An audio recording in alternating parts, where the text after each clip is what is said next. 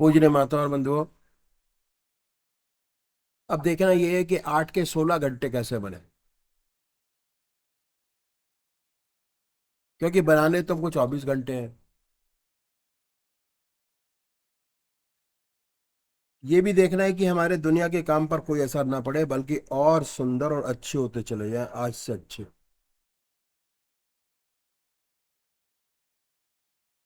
साधन की पहली सीढ़ी में आधा घंटा सुबह पूजा, आधा घंटे सायकाल, आधा घंटा दोपहर भोजन, आधा घंटा रात्रि भोजन और 6 घंटे सोने के। हर व्यक्ति कितना व्यस्त क्यों ना हो अपने जीवन में, बहुत सुंदर बना सकता है। अब देखेंगे कि हम 8 के 16 घंटे कैसे बनाएं। इसके लिए संतों ने बड़ी सुंदर नीति अपनाई और बताया कि 8 घंटे के अलावा अगर आपके पास कोई समय खाली है तो परमात्मा का चिंतन कीजिए, और अगर नहीं है तो कोई बात नहीं। अगर खाली है तो बर्बाद ना करें, परमात्मा का चिंतन करें। इसके लिए इन संतों ने बड़ी सुंदर नीति अपनाई और कहा कि आप अपनी आत्मा से पूछिए। आपकी आत्मा स्वयं निर्णय करेगी कि आपके पास समय खाली है कि नहीं है। खाली है तो चिंतन, खाली नहीं है तो काम कीजिए। इस पर मैं अपने विचार आपके सामने रखूंगा। हम सुबह उठते हैं, शौच जाते हैं, मंजन कुल्ला करते हैं, ब्रश करते हैं, शेव करते हैं, स्नान करते हैं। ये समय खाली है, बड़ी आसानी से परमात्मा को दे सकते हैं। संतों ने क्या बताया कि परमात्मा से प्रार्थना कीजिए कि हे प्रभु, ये जो 20 मिनट ब्रश करने के हैं आज तक खाली चले जा रहे हैं, बेकार जा रहे हैं, इसका कोई लाभ पर इस्तेमाल नहीं। परमात्मा से प्रार्थना कीजिए, ये काम जो करूंगा तेरी याद में करूंगा। ब्रश लीजिए, टूथपेस्ट परमात्मा की याद में लगाइए, ब्रश करना परमात्मा की याद में शुरू कीजिए। क्या होगा? जो अच्छे साधक हैं और जिनके संस्कार बहुत ऊंचे हैं, उनसे तो आसानी से बन जाता है, दिक्कत नहीं आती। और जिनकी आहार और विहार की शुद्धि हो गई है, उनसे बहुत आसानी से होने लगता है। अक्सर दिक्कत क्या आती है कि हमने शुरू किया परमात्मा की याद में काम करना, थोड़ी देर तक तो परमात्मा की याद में मन लगा रहता है, फिर इधर आधर भाग जाता है। कहीं दफ्तर में चला गया, कहीं बाजार में चला गया, कि घर में चला गया। मन से, अपना केंद्र से मन हट जाता है। इसका इलाज ये कि मन से लड़ाई न लड़े। अगर मन से लड़ाई लड़ेंगे तो कभी कामयाबी हासिल नहीं होगी। मन को अपना मित्र बनाइए और चला जाए दफ्तर में, बड़े प्यार से समझाइए कि आखिर 9 बजे से 5 बजे तक क्या करेंगे, दफ्तर में काम ही तो करना है। ये 10-12 मिनट का समय है। बड़े प्यार से अपने मन को समझाएं, फिर अपने इष्ट की याद में लगाइए। हो सकता है थोड़ी देर तक तो मन लगा रहे, फिर कहीं तीसरी जगह चला जाए।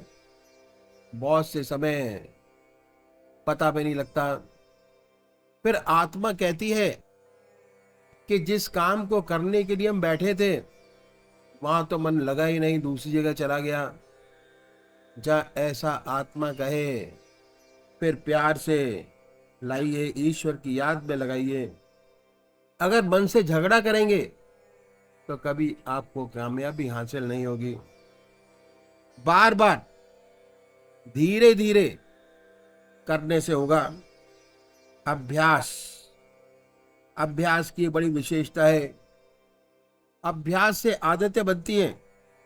अगर सुबह चाय पीने की आदत है तो फौरन याद आ जाएगा। यही सिगरेट पीने वालों के भी हाल है। बार बार पीते पीते चेन स्मोकर हो जाते हैं कि एक बुझी दूसरी लगाई। अगर किसी से पूछे कि इसका स्वाद क्या है तो कहेंगे ये कड़वा कड़वा धुआं है, पर आदत पड़ गई है, बड़ी मजबूरी है।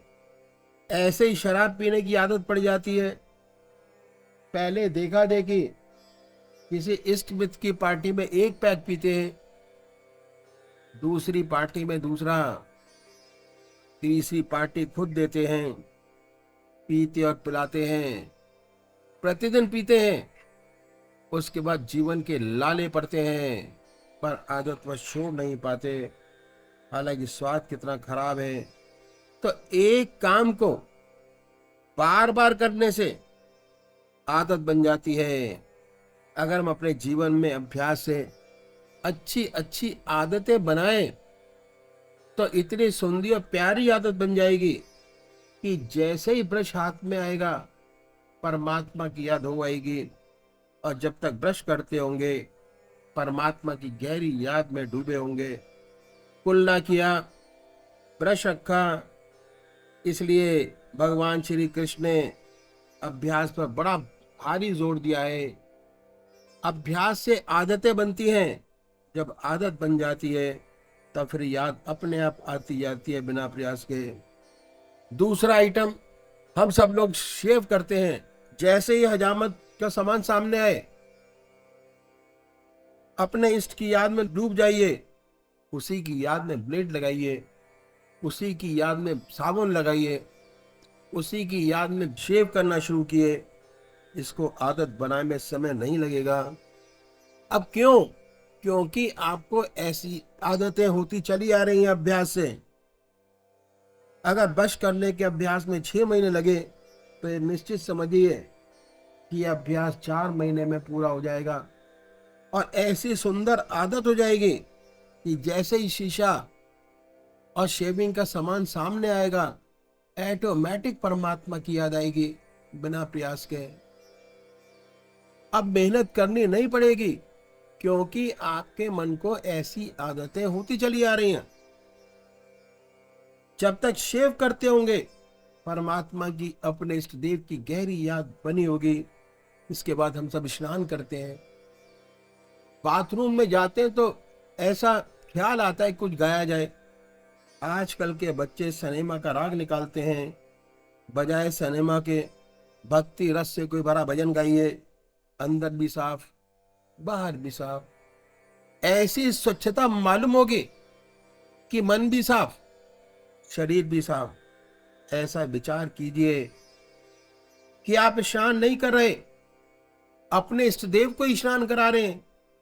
बड़ा सुंदर, बड़ी पवित्रता आती है, बड़ी सुंदर स्थिति बनती है, बहुत सुंदर। इसके बाद हम सब वस्त्र पहनते हैं, उसी की याद में पहनिए, उसी को पहनाइए। कभी कभी सोचिए कि हम उसी को पहना रहे हैं, खुद नहीं पहन रहे। ये सारा समय मॉर्निंग रूटीन का जो आज तक बेकार चला जा रहा था, जिसका कोई लाभ इस्तेमाल नहीं था, अगर हम प्रयत्न करें, थोड़ा सा अभ्यास करें तो ये सुबह के सारे काम ईश्वर की याद में कर सकते हैं। 10 घंटे प्रभु की याद, और जैसे काम हमारे हैं वैसे ही और सुंदर उस प्रभु की याद में सराबोर।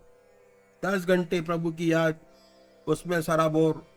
और दुनिया का काम जैसे आज कर रहे हैं उसी तरीके से आपके सारे काम पूरे होते चले जाएंगे।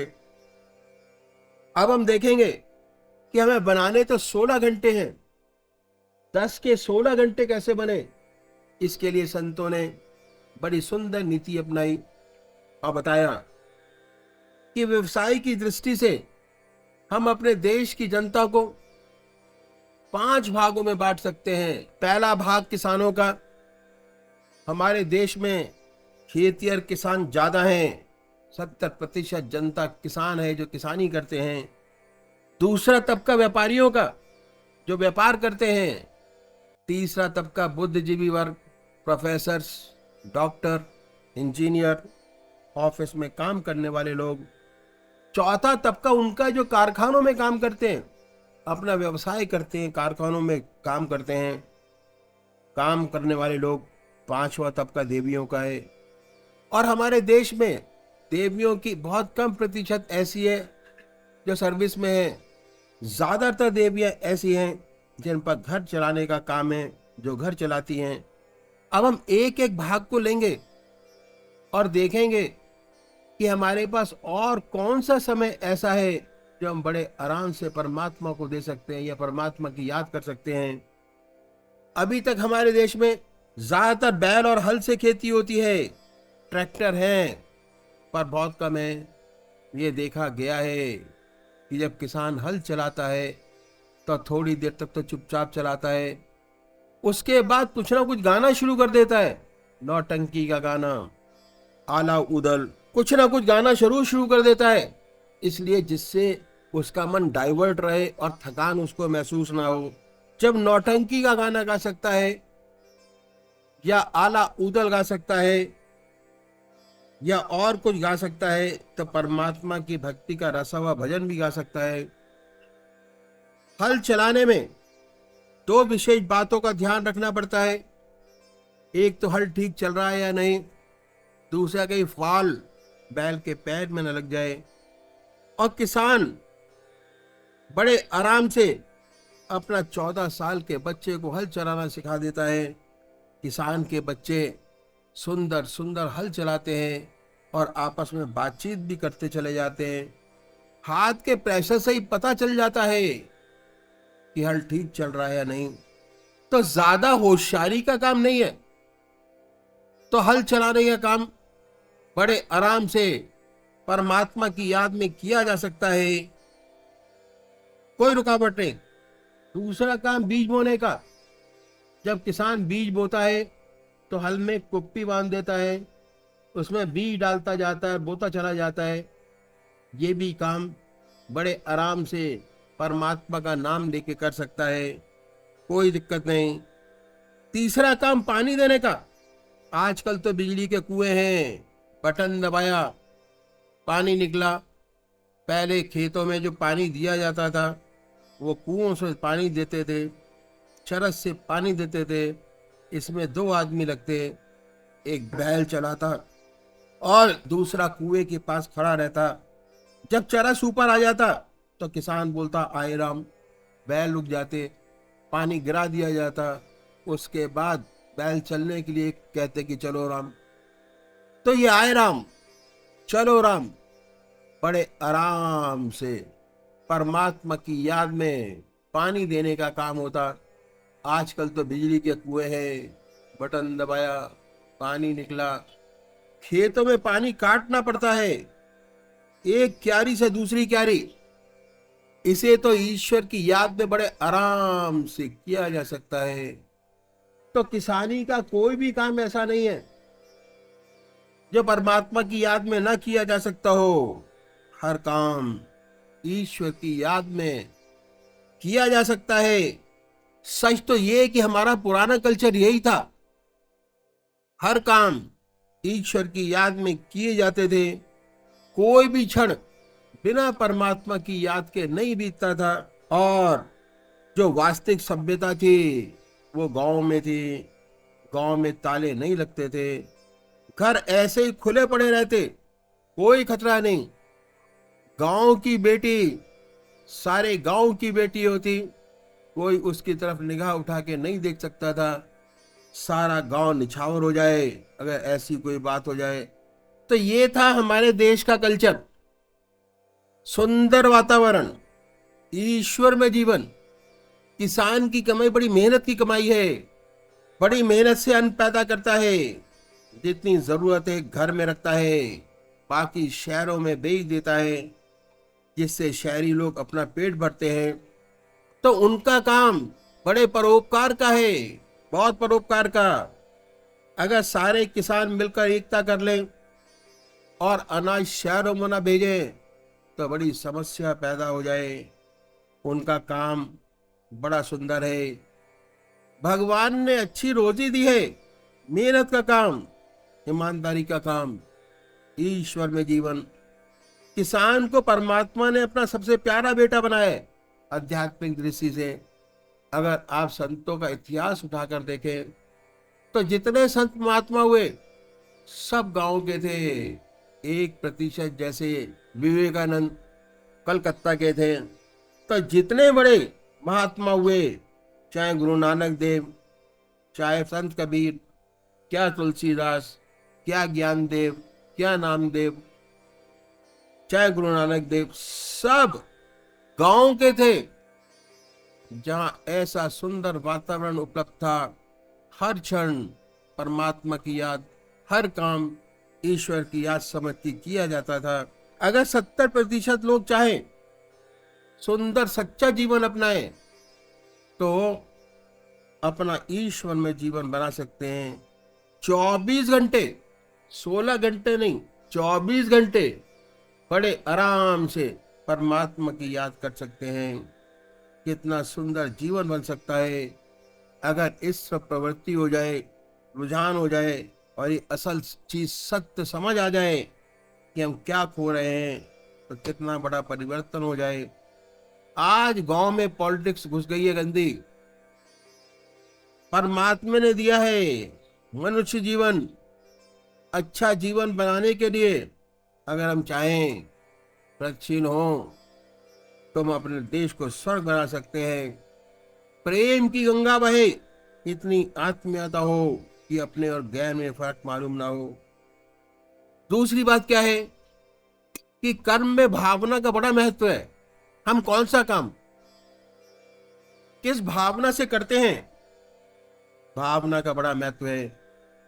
कर्म का स्तर बदल जाता है भावना की वजह से। कर्म वही कर्म है, बंधन वाला है। वही कर्म परोपकारी बना देता है। वही कर्म आपको ईश्वर से मिला देता है। अगर यही किसान सिर्फ इस भावना से करे कि मुझे पैसा मिलेगा, पैसा तो मिलेगा, लेकिन उसकी भावना ऐसी बन जाए कि भगवान ने मुझे ऐसा सुंदर काम सौंपा है, मैं सबकी सेवा करता हूँ, अन्न पैदा करता हूँ, यदि इस भावना से काम करे तो परोपकारी हो जाए। यही सात्विक भावना बढ़ते बढ़ते ये अनुभव कराती है कि कितनी मेहनत क्यों न कर ली जाए, यदि ईश्वरी कृपा न हो तो कुछ नहीं हो पाता।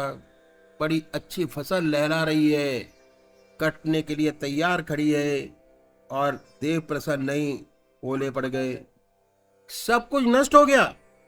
तो किसान अनुभव करता है कि मैं नहीं करता, करने वाला तो कोई और है, परमात्मा करता है। जैसे ऐसी भावना आई, मैं अकर्ता बन गया। कर्म करते हो भी अकर्ता, अब देखने वाला हो जाता है, करने वाला नहीं। यंत्र समझता है अपने आप को, कोई करा रहा है, वो कर रहा है, ईश्वर में जीवन हो जाता है। तो भावना बदल जाने से वही काम, मोटा खाना, खेती का, मोटा पहनना, कपड़े भी ठीक नहीं, दूसरों को देख कर जलता है। जो फैक्ट्री जाते अच्छे कपड़े पहने फिरते हैं, बेचारा किसान ये सोचता है कि मोटी चादर ओढ़ कर फिरते हैं। कभी कभी ईर्ष्या होती है कि हम तो इतनी मेहनत करते हैं और ये हाल। अगर पैसे के लिए काम करेगा तो कभी शांति नहीं मिलेगी, कभी सुख नहीं मिलेगा। अगर ये भावना बदल गई कि मैं तो बड़े परोपकार का काम करता हूं, भगवान ने मैं बड़े महत्व का काम सौंपा है, कितना सुख पहुंचेगा उसे। और जहां ये ख्याल पैदा हुआ कि ईश्वर ही करता है, मैं नहीं करता, तो फिर कहने ही क्या। वही कर्म है बंधन में बांधने वाला था, वही कर्म परमात्मा से मिलाने वाला हो गया। पहले बंधन में बांधने वाला था, तो यदि 70% किसानों का जीवन बदल जाए, देश की काया पलट जाए।